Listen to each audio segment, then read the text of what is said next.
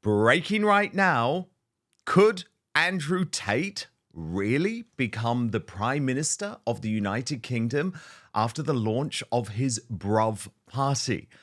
Well, in just one moment, I'm going to ask Rob Moore, host of the Disruptors podcast and a long time, I don't know if you'd call him friend, but certainly confidant of Andrew Tate, will weigh in. But first, let's have a look at some of the rhetoric that would make the mainstream media blush.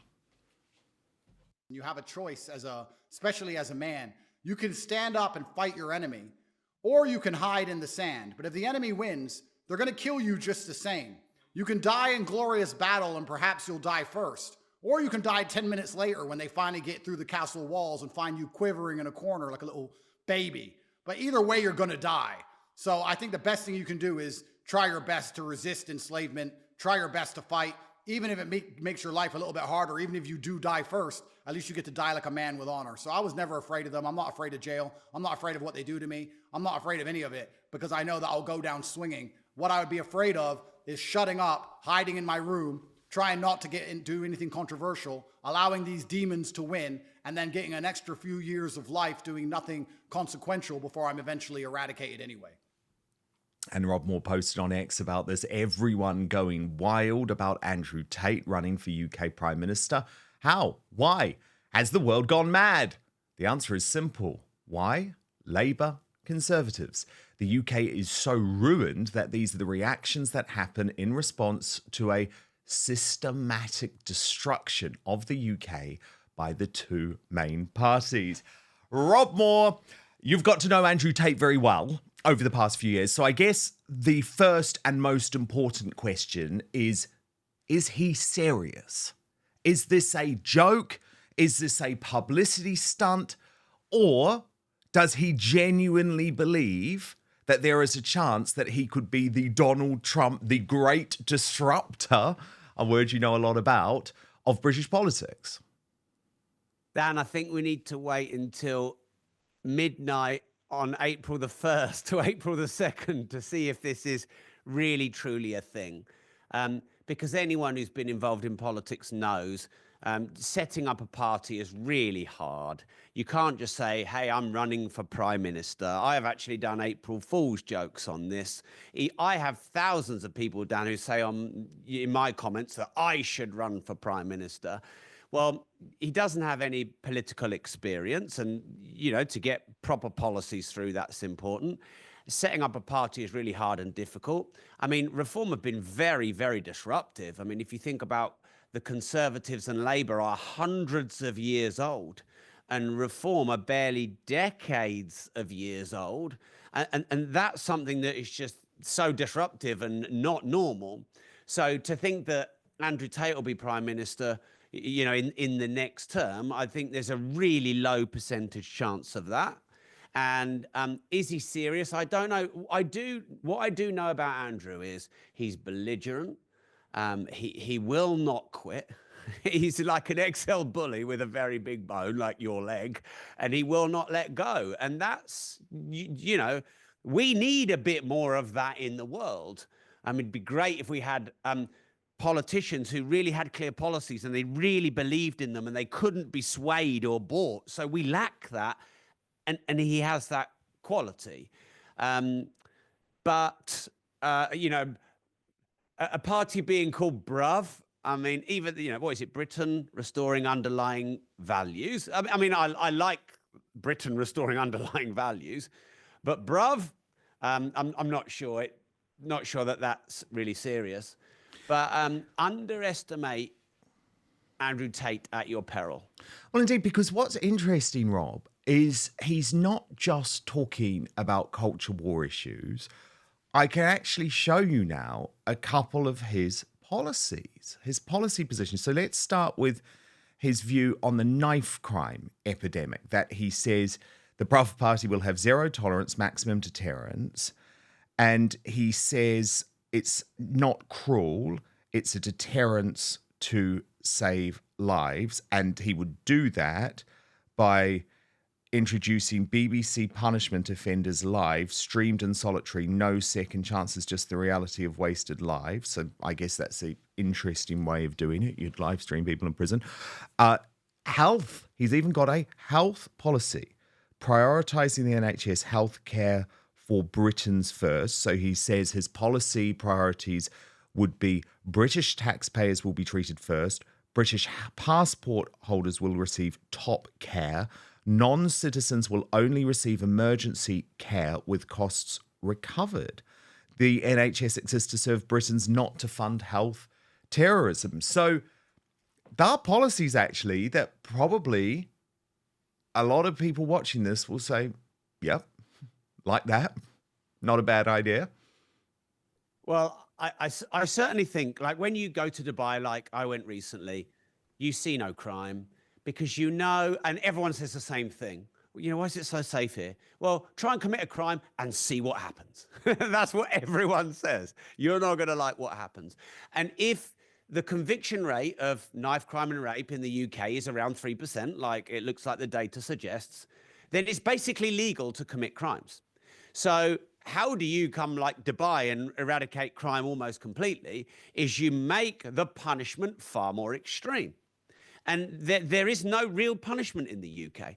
So Andrew Tate, as you know, has this strong masculine backbone. He's trying to create shame for crime to stop it. And I think there needs to be more strict punishment and much higher conviction for crimes. So I think that I overall think that what he's trying to do, I would support. Then in terms of health, well, I suppose, you know, people who feel like Britain has lost its values and, you know, losing Christianity and become maybe too cosmopolitan, they're going to support these views. The people who criticize him are going to call him a racist. But you have to prioritize. The NHS can't help everyone. And, you know, the NHS is broken. I mean, I'd even say the NHS needs a full reform. I think it's our second highest tax expense, and it's broken.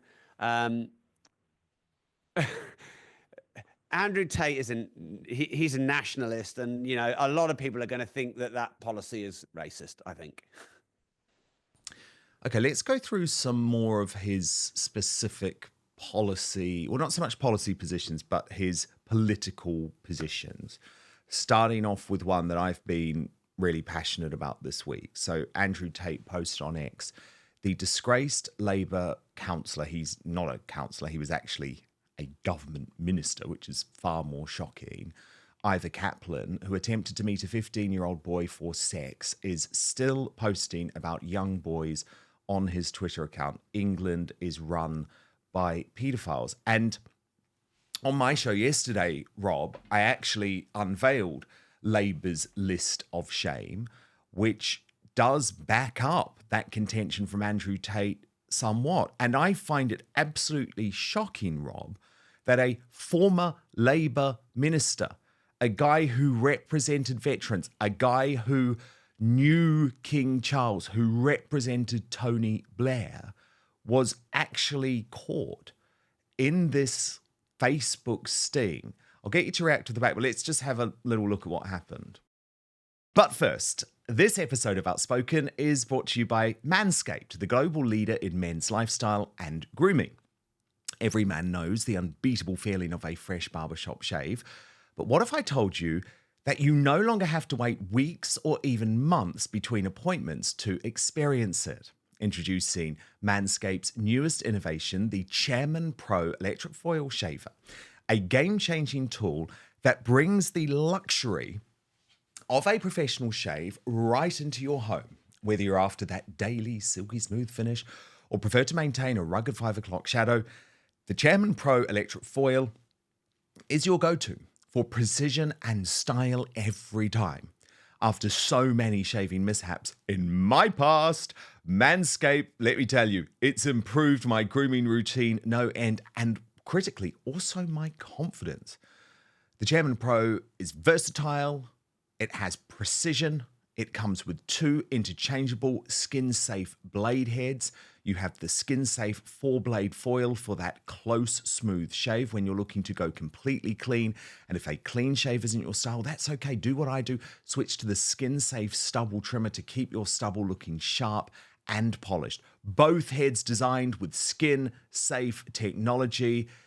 It's also got Flex Adjust technology, ensuring a superior shave by allowing both blades and the pivoting head to seamlessly adapt to the unique contours of your face, meaning it's gentle on the neck area. It's also got a precision lock and, check this out, waterproof. Just a quick rinse under the sink and you're all set. Or you can even shave in the shower. So get the Chairman Pro today and experience a shave that is as smooth as you deserve. Head on over to manscaped.com and join the over 11 million men worldwide who trust Manscaped by using the code Outspoken for free shipping and 20% off. Let me repeat that, www.manscaped.com, using the code Outspoken for free shipping and a whopping 20% discount on your entire order. You can just click on the link in the show notes on YouTube or Rumble. But now, back to the show. Told this child that you was going to go and meet him. That wasn't because Stephen will be at work. At 1 o'clock, you said that you was going to go and meet him at quarter to. If we could. I don't know, trains, etc. Yeah, etc. you see. I don't know. But wait, here's the slippery thing. You said you had no intention, but now you concede that actually, I might have been planning to take this child to meet Stephen. So you admit that that's what you were trying to do. I don't know his age. You know his age accurately. This child regularly. If I knew his actual age, This and child- I don't know that, then I wouldn't do anything. This child regularly told you that they were at school and they were doing school-related activities. And the thing is, Rob, everyone has just moved on from this. Just imagine if a former Conservative Party minister had been caught and streamed live by this type of sting on Facebook. But it's like with the establishment, with the mainstream media, it's like, nothing to see here, folks. Let's just move on. So I would argue on this subject, Andrew Tate is right.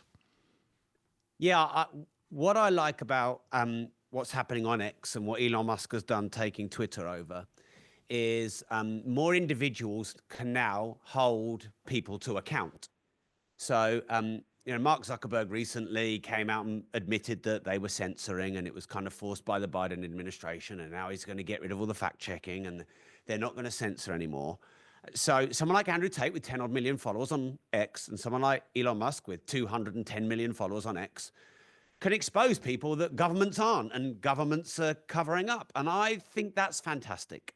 And I admire people like Elon Musk and Andrew Tate for their, I would call it bravery. They wouldn't, they would just call it speaking facts. And now we can all hold our governments to account like we should be able to with a democracy, but we can't. And it's looking really bad for Labour. And not just Labour, Conservatives before them on all the cover up of, all these paedophiles like proliferating within politics and media. It looks really bad, really bad. And hallelujah for, people who are outspoken, who hold them to account, because the governments don't seem to be. Well, we love outspoken disruptors, don't we, Rob? Putting together the names of both of our shows. I think one of the big problems Andrew Tate's going to have, though, is the fact that he is Muslim and he's taken a very anti-Israel approach. But he has directly addressed this. So let me outline what he's said first. The UK will not be a tool for Islamists or Zionists. Both will be rejected. Both interest groups aim to extract value from the nation to use as a pawn on their board. We are restoring Great Britain to what she once was, a Christian nation with a proud people. And any Muslim who lives within her must respect that, much like Christians must respect that Dubai is Islamic. It is very easy for religions to coexist with a strong culture and rule of law, and we are restoring British culture. It will feel like England in 1995 again, and anyone who has a problem with that can get out. So I would argue that is his attempt to try and deal with that question. But do you think Brits will accept that, especially given his very, very inflammatory anti-Israel, anti-Jew, let's be totally honest about this, positioning since October the 7th? Well, I think young men will accept it because so many young men are influenced by Andrew Tate. I think strong Christians and, you know, people who have history and pride in what Britain was, I think they'll accept it too. We're obviously a multicultural nation, and that's London forever has been the place that Dubai is becoming, which would embrace many cultures, and you could be an immigrant and come here and make something of your life. And I think that's a really good thing. I hate all this division. I actually agree with most of what Andrew wrote there about we can have different religious beliefs and coexist, but we must respect the culture of the nation we're in. I agree with that. What's he like as a human being, Rob? You've spent time with him. I've interviewed him before, but you've really got to know him over the years. Well, he's certainly polite and respectful and always 20 minutes early and attentive and outspoken, though he doesn't like to waste words. I know he's done a lot for charities and he gives to a lot of people, raises a lot of money. He's one of the best marketers in the world. I think he's a very smart businessman. He's probably one of the biggest cultural phenomenons of our time. And all the things he's been accused of, I have not personally seen. So the allegations against him, he says, are a complete setup. He's going to be cleared. He's threatening to sue all sorts of folk. You believe him? I think that anyone who is accused of a crime should have a fair trial. Obviously, when something is global news, how can you have a fair trial? I think more of his trial was by social media. And until he is proven guilty, I will not call him guilty. Until Russell Brand is proven guilty, I will not call him guilty. Dan, I would support you in the same way. If you were getting accused of something, you would, in my mind, be innocent until you are proven guilty, because that's the point of law and a judicial system. And we should not have trial by social media, because social media does not understand. Big time. And you know that's absolutely a fundamental belief of mine. And I am a supporter of FAIR, which is falsely accused individuals for reform.